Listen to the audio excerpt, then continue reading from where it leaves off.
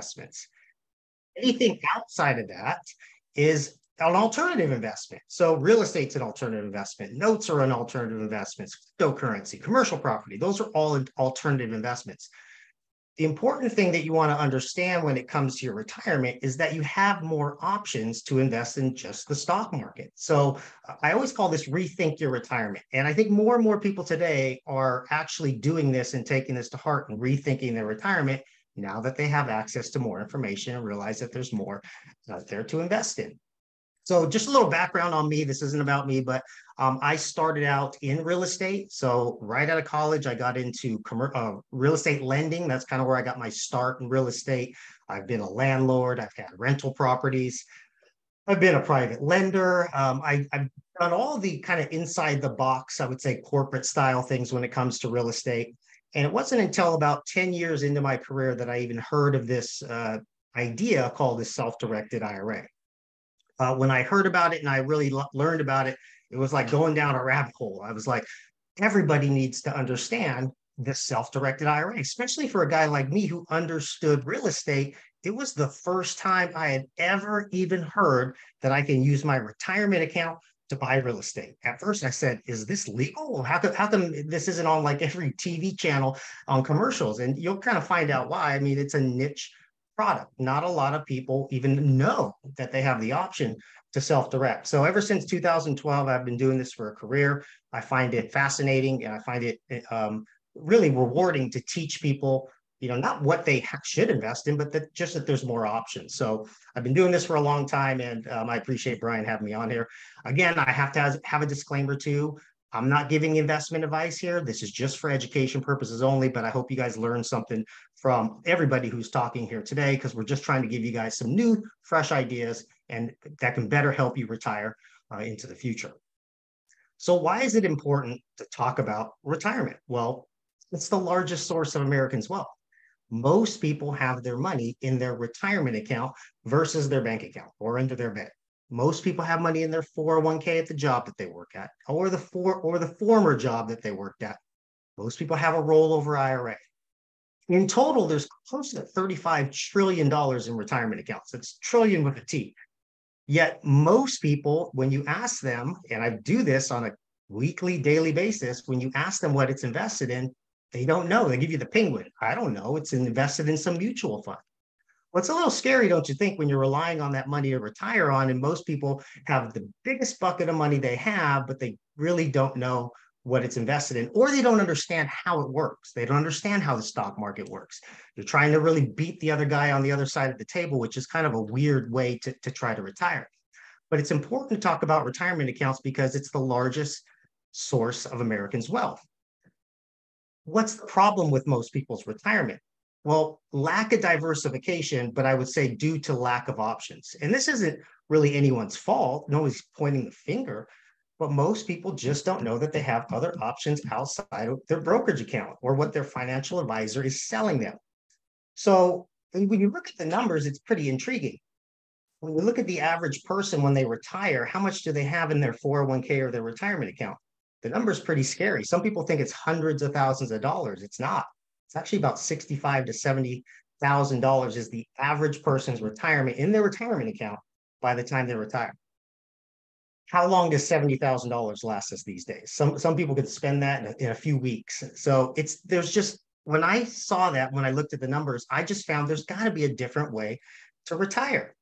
I'll give you guys some examples. There was a study done by Ernst & Young just recently that said, and this is the study that they did of wealth, people that had retirement accounts valued from $100,000 to $1 million had about 86% of that money invested in stocks. 14% of that money was invested in alternatives, things like real estate, things like notes, all the things that Brian kind of mentioned along the way there. But when you look at the people that have larger amounts of money, and we're talking, this is based on the study, 50 million and above, those numbers completely flip-flop. People with $50 million in their retirement account, the numbers are 81% of those assets are invested in alts, 19% is invested in the stock market. So what does that tell me? That tells me that the rich and the wealthy are heavily into alternatives and they don't want their assets subjected to the stock market. Yet everybody with small IRAs subjects themselves to the stock market. And again, I think it's because of lack of options. When it comes to your retirement account, you can invest in almost anything. You can invest in everything from land to commercial property. But if you're just invested in the stock market, and again, this is not investment advice. If you're just invested in some high risk mutual funds, some medium risk mutual funds, and some low risk mutual funds, that's your eggs in one basket. You just have a bunch of mutual funds. They might be diversified, but you're just invested in the stock market. So whether you are a full-time investor, whether you even understand real estate, it's important to understand that you have other options, and alternatives is another option that more and more people are gravitating towards, especially nowadays. When you hear about alternatives, you'll also hear self-directed, okay? Now, self-directed IRAs are not some special magical IRA that just came about. In fact, self-directed is just a marketing term. There's no difference between a self-directed IRA and an IRA. The only difference between your IRA as to what assets it can hold is who manages that account or where that account is set up. If you have an account at, say, a Fidelity or a Charles Schwab or a TD Ameritrade, they're only going to allow you to hold in that IRA there stocks, bonds, mutual funds, and we call those traditional investments. Why do they only allow those investments? It has nothing to do with the IRA rules. It just has everything to do with what they do as a business. They're licensed securities brokers. They sell investments. It doesn't make them bad guys, but they're only going to allow you to hold in their IRA there the investments that they sell you. If you want to buy rental property, if you want to buy commercial property or multifamily property, if you want to buy cryptocurrency, they're not going to let you do it in most cases. You have to just find a company that's willing to hold alternative investments. That's what we do here at Directed IRA. I'm the executive director at Directed IRA, and all we do all day is fund investments in self-directed retirement accounts that are buying alternative assets like you see there. The IRS actually doesn't tell us what we're allowed to invest in. They only tell us we're not allowed to invest in two things: life insurance contracts and collectibles. Anything else is fair game, provided it's an investment. So where do most self-directed IRA investors find their niche? I would say real estate's one of them. They also find their niche investing in other people's real estate deals, being passive. If you drive down the street today, look around at the apartment buildings, the commercial property, you'd be shocked to know that about 25% of the money used to buy those came from self-directed retirement accounts or from some private fund that has retirement account investors that are investing passively into these types of investments. More and more people are getting in to these types of alternative investments. And Brian kind of mentioned something about the real estate market. The real estate market, it's going to be here forever. It's never going anywhere. As long as there's living, breathing humans on this planet, there's going to be a need for shelter and real estate. There's always going to be a need for the market. There's a lot of different industries and companies. If you invest in a company that goes belly up, who knows if that company is going to be around, tomorrow or next week. But I rest assured there's going to be real estate and a need for real estate throughout the time that we're living here on Earth. So alternative investments is a good hedge against stock market sways, but it's also an investment that's tangible. And this is something that you want to think about when you're thinking about your overall retirement portfolio is, do I have tangible assets in my portfolio, or do I just have a bunch of stocks that can fly away in the wind? Real estate is one of the best tangible investments you can own, and you can own it in a retirement account. And the reason why you want to own it in a retirement account, like Brian kind of mentioned, is taxes, tax savings. IRAs are tax-exempt trusts. I kind of showed 7 of them that we have at Directed IRA that can all be self-directed. When you look at these plans, what you want to think to yourself is, these plans are not taxpayers. I'm a taxpayer as an individual. Brian's a taxpayer. Asad's a taxpayer. We're all taxpayers. So if we go out and take our money and buy and sell real estate, we have to pay taxes, either short-term capital gains or long-term capital gains. But if I buy and sell real estate in a retirement account doesn't pay taxes. All of the profits tax exempt. It grows either tax deferred, or if I have like a Roth IRA or a solo 401k or even an HSA or an ESA, those are accounts that can grow completely tax-free. And when you look at these plans here, what you want to think to yourself is the more plans you can set up for yourself, regardless of what you invest in. If you invest in stocks, great. If you invest in real estate, great.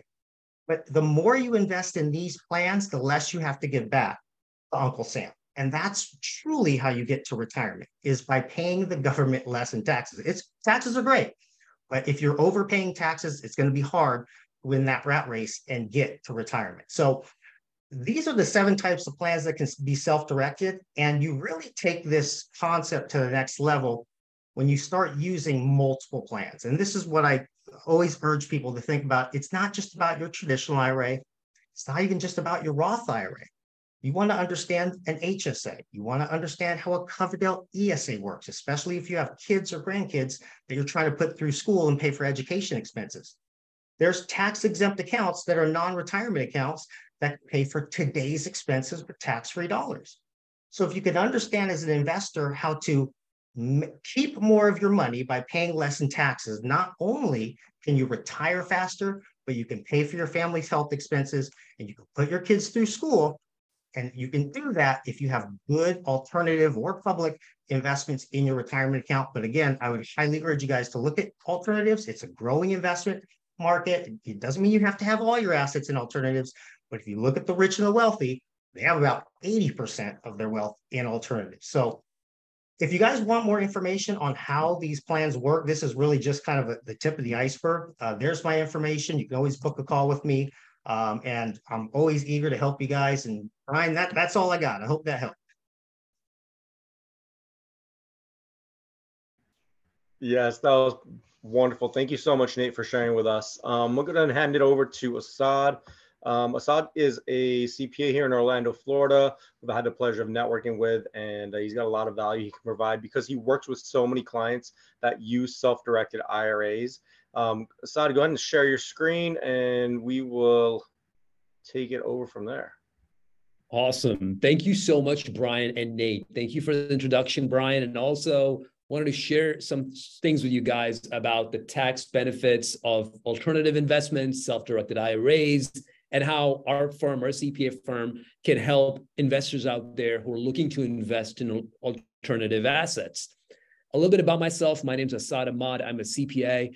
I'm a co-founder of a CPA firm, and we specialize in real estate investors and a lot of other types of small business owners. We have over 40 years of expertise within our team. And a little bit about myself, I used to work for Deloitte in international tax. So I have quite a bit of experience in dealing with various types of technical, complex tax-related issues. Again, we're a boutique CPA firm, so we're not like these big 4 accounting firms or these other generalist CPA firms who don't specialize in those advanced tax strategies. The savings that we generate for our clients have helped them increase their rental portfolio, increase their units, and grow, like Nate and Brian mentioned earlier. Some of my favorite strategies when it comes to real estate are investing in real estate multifamily syndications. I believe those are a great alternative investment. I believe in short-term rental loopholes and achieving the real estate professional status without the help of a property manager. A lot of people look for the attractive and sexy deductions like the real estate professional status, but for that, you may not qualify because of the criteria that the IRS lays out. But there are other strategies, advanced strategies that we can help our clients with. Again, how can we help investors out there who want a self-directed IRA, who need due diligence on alternative investments? That's exactly what we're going to do for you. We've delivered for our clients on tax planning, on fractional CFO services, and on IRS representation. Some of the services that we can provide, again, are the creation and registration of the project LLC. When you invest in a self-directed IRA, you need operating agreements. You need to understand what the legal and tax consequences are of investing in that investment, right? You don't want to be, you don't want to wait till March 15th or April 15th to find out, hey, I did not file my return or I did not properly do my due diligence on this investment. That's where we come in. That's what we are here for. We're not a CPA firm that will charge you for every question you ask. We're going to be your helping hand. We're going to be an extension of your team, an advisor. So we can help you with the creation of those LLCs that invest in the self-directed IRA, managing that LLC, understanding the operating agreements, understanding and reviewing what requirements you have at year end to file the 990T form. The IRS now requires 990T to be filed. Even if you have no income, even if you have a loss, you need to file that return. And no better way to get these items, these checklist of items out the way than working with a CPA firm like us. Again, alternative investments. I'm a big believer in alternative investments. I believe that a lot of our real estate investor clients, they do fix and flip. They do these types of alternative strategies, which can be subject to capital gains tax, which can be subject to the self-employment 15.3% tax. Now, if you combine the capital gains tax, which is between 18 and 24%, with a 15.3% self-employment tax, I mean, you're easily looking at 30% plus in taxes. There are strategies that, of course, that Brian and Nate have talked about, like 1031 exchanges. But there are other strategies like DSTs, Delaware Statutory Trusts, which essentially invest in Class A property. And Class A property is your Starbucks, your McDonald's, your gas stations, 7-Elevens. Those are great investments. Other great investments that I believe Brian and Nate have talked about are self-storage facilities, ATMs, and car washes. There are certain rules around these alternative investments that our investor clients need to be aware of. Self-storage facilities do qualify for the real estate professional status. Now, what do I mean by the real estate professional status? A lot of you might be confused. What the real estate professional status is, it provides you the ability to completely write off your W-2 income. Let's say you're a doctor, you're an engineer, you're a lawyer, you make anywhere from $400 to $1 million a year, right? You're in the highest tax echelon, maybe 37%. How do you mitigate your W-2 income? Well, the best way to do that is through investing in real estate and by self-managing your properties. Now, a lot of the times our high echelon clients cannot meet that 750-hour requirement. But if you do manage to meet that 750 requirement, and we've helped our clients with our bulletproof strategies to meet that, you can wipe off your W-2 income. So think about it. If you can save hundreds of thousands of dollars over the next 5 years and invest that money in real estate and do cost segregation and 1031 exchanges every single year, you could become a multi-millionaire within a decade. These strategies are so valuable and a lot of people aren't aware of them, but these are just some of the ways that you can invest. Self-storage, ATMs, car washes. The thing with car washes and ATMs is that you need to be careful. You may not qualify for the real estate professional status, meaning you might not be able to take the write-offs, the losses that you generate from those investments. Because they are considered as equipment and machinery and not as real property in some cases. And self-storage is considered real estate investment property. So it allows you to be real estate professional status. But consulting with a real estate specialized CPA firm will help you understand the benefits and the disadvantages of alternative investments. Self-directed IRAs, like Nate had mentioned, self-directed IRAs are a very powerful tool. I can tell you right now that over 60% of my investor clients have a self-directed IRA. I'd say more close to maybe 80% of my clients have self-directed IRAs. The reason is that you have control over your investments. You're not reliant on a financial advisor who works at maybe in a Wall Street bank at Oppenheimer or at JP Morgan, who's managing those investments as a portfolio manager and taking 1% cut on the assets, right? You're making somebody else rich by doing that. And you want to keep more money in your pocket and have more control over your life through the checkbook control that the self-directed IRA offers. But there are certain things that investors need to be careful about when investing in self-directed IRAs. Again, less than 50%, this is a stat, less than 50% of self-directed IRA investors handle their investments properly.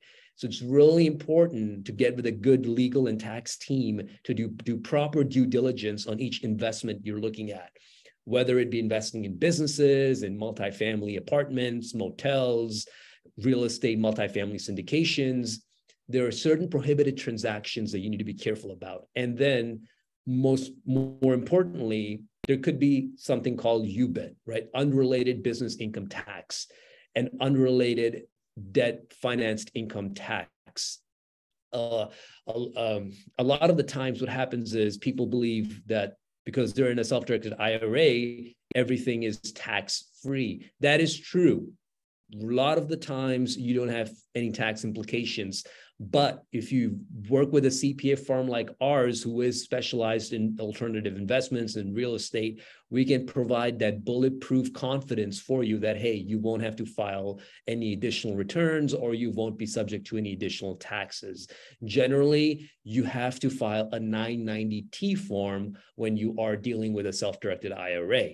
Our firm helps you complete that form and get it in on time. The due date is May 15th. And we generally file that well ahead of time for our clients. And again, the IRA tax rate, sometimes the taxes can be pretty high. So it's very important for you to talk to a custodian like the Directed IRA and make sure that you are doing your due diligence, working with a CPA who's looked at your documentation, looked at the contracts, looked at the agreements, and made sure you aren't participating in any prohibited transactions and that there aren't any unrelated debt financed income taxes. What sometimes most of our investors, what I've seen is some of our investors, maybe they're investing in an apartment building, they're investing in a motel, and it's financed by debt. The rental income from that activity could potentially be subject to taxes. That's why you need to sit down with a CPA firm, a CPA team who will then let you know, hey, listen, you're subject to the UDFI tax or the UBIT tax, whatever is applicable in your situation. Luckily, most people who invest in buildings get K1s. K1s have flow-through entity, is a flow-through entity, meaning that you would have depreciation expense and you can offset those taxes and offset your income with the losses you generate. Again, understanding unrelated business income taxes and unrelated debt financed income taxes is very, very important.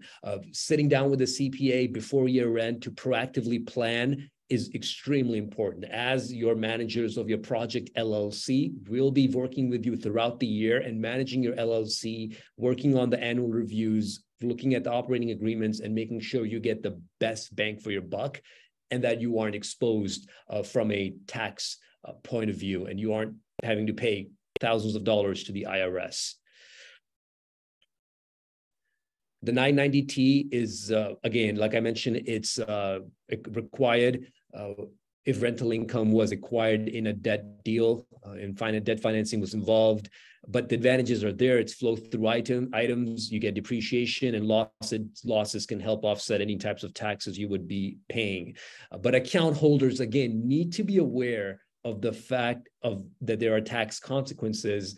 And if they aren't aware and they fail to file, which I've seen in the past, a lot of people forget about it. They don't care. They get a letter in the IRS, letter in the mail from the IRS stating, hey, you owe us penalties, interest because you did not file 990T. So it's important for you all out there who have self-directed IRAs, get in touch with a CPA, get your P&L ready, get your S-Corp return if you have one, the K1s and your 1040 put together so that your CPA can file those and get them out the way.